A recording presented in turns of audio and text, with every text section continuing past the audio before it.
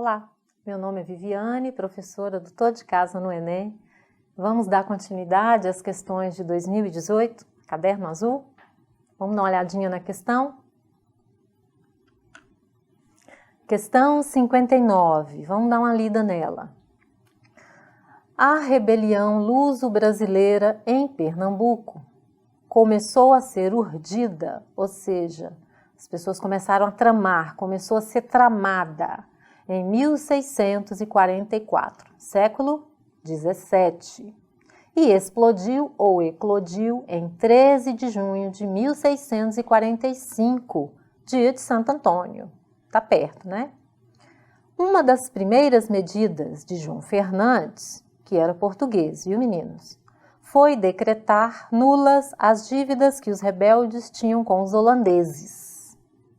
Houve grande adesão da nobreza da terra, entusiasmada com essa proclamação heróica.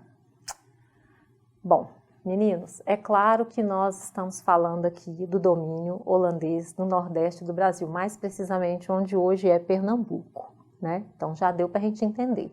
Então, quem se aprofundou em domínio holandês no Nordeste vai tirar de letra essa questão. Mas para quem não se aprofundou com o domínio holandês, vai ter dificuldade nessa questão, tá? Mas vamos ver direitinho, vamos ver juntos aqui que a gente vai conseguir. Vamos ver a pergunta, né, do enunciado e começar a analisar as respostas. O desencadeamento dessa revolta na América Portuguesa seiscentista, olha só, já está falando, América Portuguesa seiscentista foi resultado do ou da? Gente, antes da gente continuar essa questão, não dá para a gente falar de domínio holandês sem entender o que essas pessoas estão fazendo no Brasil, quando o Brasil é colônia de Portugal, 1600 e alguma coisa. Será que os holandeses estiveram aqui no Brasil, né, com consenso de Portugal ou não? Para a gente entender isso, a gente tem que voltar lá na história de Portugal, quando ele fazia parte da União Ibérica. O que foi a União Ibérica? Vão lembrar da Península Ibérica? Um pouquinho de geografia, história é tudo, né? Ou seja, a gente tem que entender de tudo um pouco. Península Ibérica é onde fica Portugal e Espanha. União Ibérica, União das Coroas, portuguesa e espanhola. Por que houve a União Ibérica? Nós estamos voltando aí, ó, 40, 50 anos atrás, antes dos holandeses chegarem no Brasil. Bom, Dom Sebastião, que era rei de Portugal, sumiu numa batalha contra os árabes, os mouros.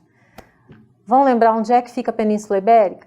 Pertinho do norte da África, né? Então, no norte da África nós temos o quê? Os moçárabes, né? Os berberes, né, os mouros invadindo a Europa nesse período, não é isso? E o Dom Sebastião, o que aconteceu com ele? Na batalha, na luta, ele sumiu. Não se sabe até hoje se ele foi morto ou se ele resolveu, né, se apaixonou por alguém lá e não queria mais voltar, né, porque o Dom Sebastião, ele não tinha descendente. Eu só sei que nessa confusão toda, anos se passaram, Dom Sebastião não voltou e ele não tinha descendente. Sendo assim, quem é que vai ficar com a coroa? Outro nome, outra dinastia, porque Dom Sebastião, ele representava a dinastia de Avis. E é com o sumiço e ou a morte dele que a dinastia de Avis vai acabar. E vai surgir uma outra dinastia que vocês conhecem bem melhor, que é a dinastia de Bragança, Orleans de Bragança. Estão lembrando de alguém aí, hein? Dom João, Dom Pedro I, Dom Pedro II? Pois é, eles não eram parentes de Dom Sebastião. Quem que era parente de Dom Sebastião? O parente mais próximo era o rei da Espanha. E ele, contra a vontade dos nobres portugueses, o rei da Espanha simplesmente atacou Portugal e exigiu mais do que um prêmio, né, um país inteiro, né, a potência da Europa naquela época era Portugal. Vocês acreditam nisso? Portugal, nesse período, era a potência europeia, porque ela que tinha a melhor e maior frota de navios, né, e a tecnologia de navegação. Vamos lembrar aí da escola de Sagres, né, famosa, né? em Portugal, né, em Lisboa. Então, meus queridos, o rei da Espanha, ávido, correu para buscar a sua recompensa, né, aquilo que ficou para ele, ele que era o único representante, né, parente mais próximo, foi pegar a sua herança. Uma herança nada mais, nada menos que a maior potência na época, Portugal. Os nobres portugueses não gostaram nada disso. E o tempo todo viviam numa luta para tirar o rei da Espanha de lá. Gente, vamos voltar um pouquinho para o Brasil. O Brasil é colônia de Portugal. Quer dizer que quem mandava na colônia de Portugal, quem assumia, né, quem que pegava os impostos, eram os espanhóis? Sim. Os espanhóis eram praticamente donos nessa época de toda a América Latina. Não só a América, né, a parte que eles tinham colonizado, como agora com a União Ibérica, né, também as colônias de Portugal. Não só no Brasil, como também em outras partes do mundo. Agora, depois que a gente depois que nós lembramos o porquê que os holandeses, o que os holandeses estão fazendo no Brasil, né? Vão dar uma olhadinha na pergunta novamente e logo em seguida nas respostas. O desencadeamento dessa revolta na América Portuguesa, lembrando novamente, seiscentista, foi o resultado do: letra A fraqueza bélica dos protestantes batavos. Nossa, que questão interessante, batavo, parece coisa de iogurte, né? O que tem a ver batavo, né, com holandês? Batavos são os nomes dos antepassados holandeses, meus queridos.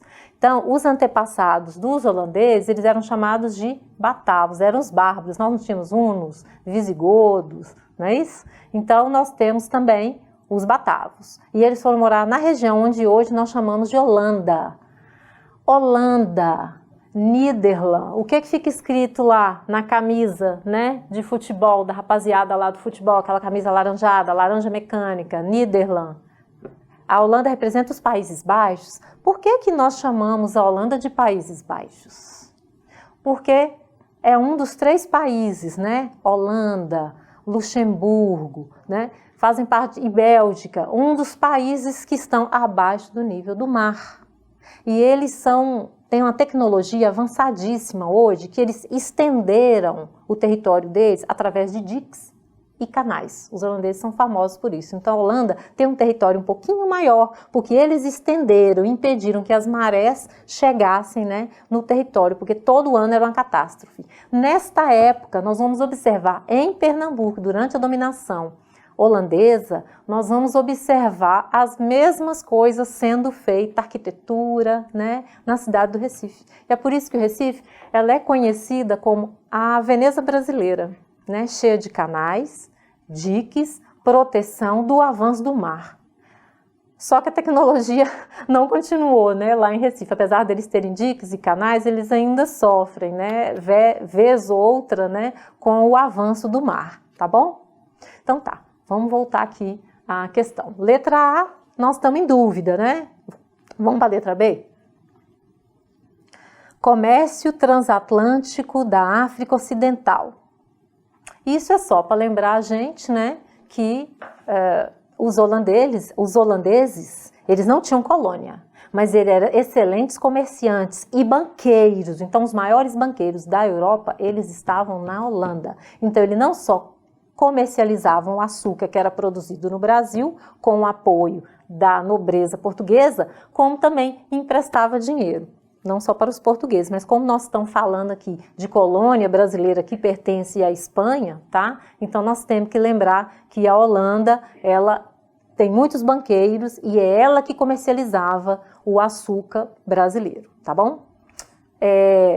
Mas não é essa a questão. A letra B ela não está legal. Não tem a ver com a pergunta nem com o enunciado. Letra C. Auxílio financeiro aos negociantes flamengos.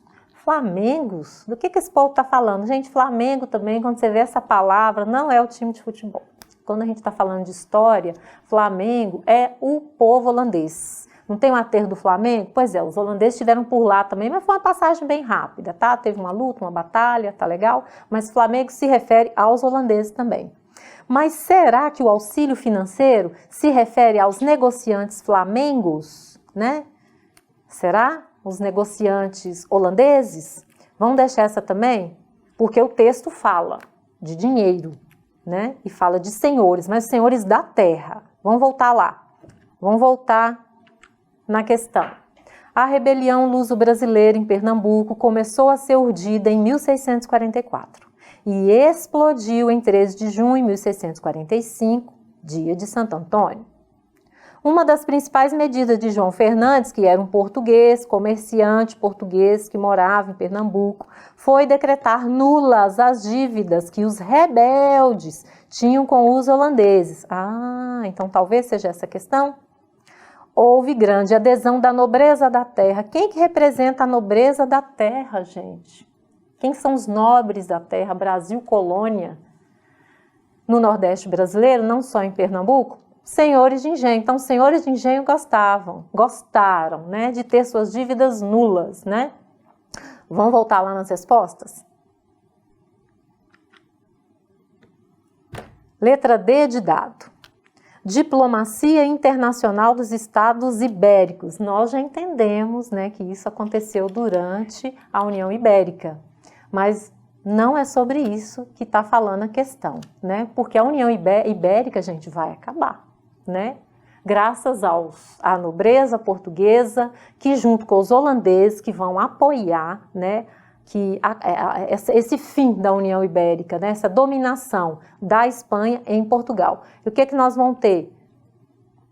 A vinda, né, a ascensão de outra dinastia. Acabou a dinastia de Avis, de Dom Sebastião, e vai subir a dinastia de Bragança.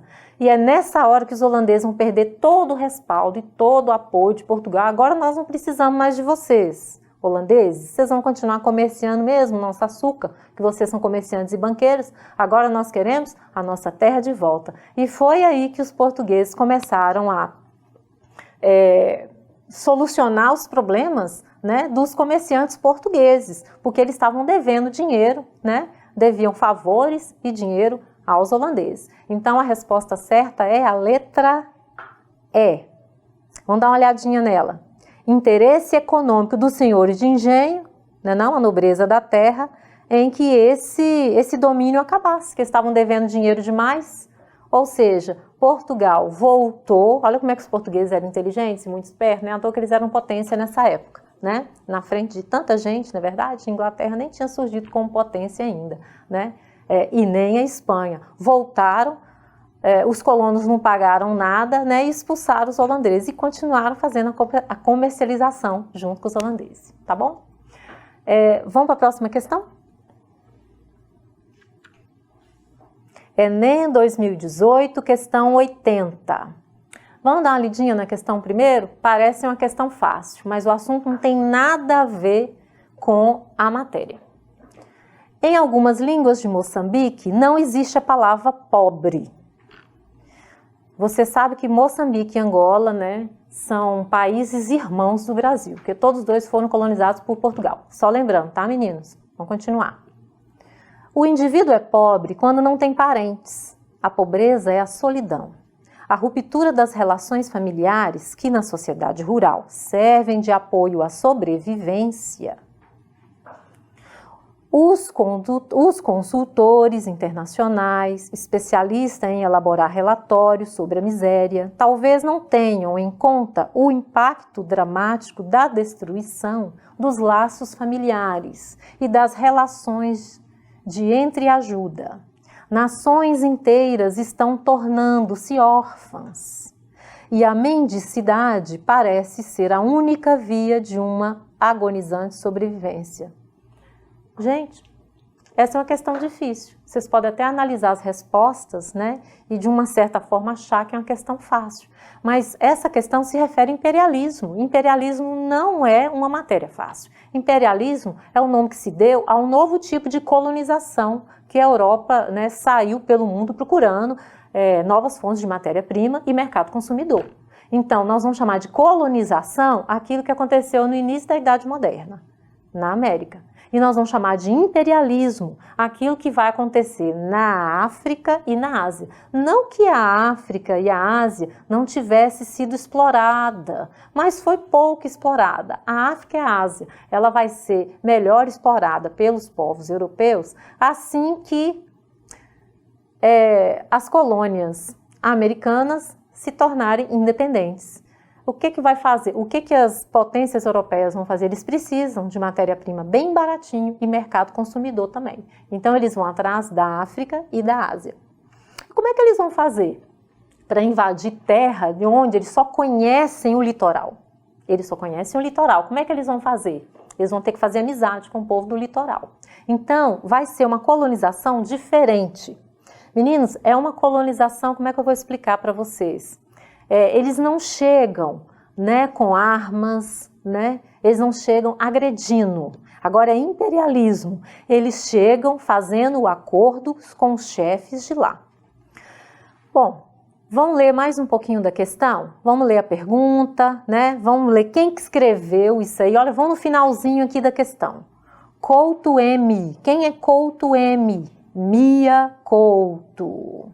Mas é uma mulher? Não é uma mulher. Mia Couto, gente, é um homem, é o pseudônimo de um autor, de um escritor, de um palestrante moçambiquenho, não é daí que a gente está falando, de Moçambique, e ele está querendo provar e mostrar para as pessoas, tirar aquele estereótipo do negro africano. Gente, o negro africano, só porque no Brasil teve a escravidão negra, a gente acha que a população da África, os africanos, é só coisa triste? É só esse período da escravidão que aconteceu no Brasil? Não. Quando a gente fala de África, a gente fala de todo o norte africano, civilizações que por milênios dominaram o mundo, né? O Oriente Médio, crescente e fértil. Quem é que não ouviu falar do Egito? Ou vocês acham que Cleópatra era Elizabeth Taylor com olhos, né, azuis, né? Não, meus queridos. Nós estamos falando de África, de negroide, de civilizações grandes e maravilhosas. Vamos dar uma olhadinha nas respostas aqui? O que está falando a questão, gente? Sobre laços. Vamos dar uma olhadinha aqui na questão. A questão está falando, meus queridos, de laços familiares. Olha aqui no meio dela, a ruptura das relações familiares, né? Dizendo que o pobre, né? Quem é pobre é quem não tem laços familiares. Que os laços familiares, eles são maiores quando as pessoas vivem, né, em comunidades pequenas. Comunidades pequenas, meus queridos, que existiam na África antes do imperialismo. Vamos dar uma olhadinha nas respostas? Letra A. O autor associa o acirramento da pobreza à afirmação das origens ancestrais? Não. Fragilização das redes de sociabilidade? Será? Letra C. Padronização das políticas educacionais? Nós não estamos falando de educação. Fragmentação das propriedades agrícolas? Também não. O presidente do Quênia, ele chegou a falar, os europeus chegaram com a Bíblia na mão e nós tínhamos as terras. No final do imperialismo, nós ficamos com a Bíblia e eles ficaram com as terras, mas não é disso que a questão está falando. Letra E, globalização das tecnologias de comunicação. Também não é. Como nós já entendemos que está falando sobre a fragilidade dos laços sociais, antes não era assim a África na época do imperialismo, passou a ser assim depois do domínio imperialista, né, que tinha justificativa, né, de dominar uma região que era frágil, suscetível, que não tinha Deus, né, de um povo inferior. Foi isso que os reis, as grandes potências europeias, utilizaram, né, para dominar a região da África. Nós podemos lembrar que nos livros didáticos tem um desenho com todos os reis da Europa, né? Só tem uma senhorinha gordinha ali que é a Rainha Vitória, né, da Inglaterra. E eles estão partindo, sentados numa mesa, partindo um bolo, cada um pegando sua fatia. Foi assim que se deu o imperialismo, né, com sua justificativa ideológica, como sempre, né? Mas enfim, chegaram lá, tomaram de conta e nós vamos ter as primeiras lutas, né, por descolonização na década de 50, que só vai findar na década de 70, tá bom?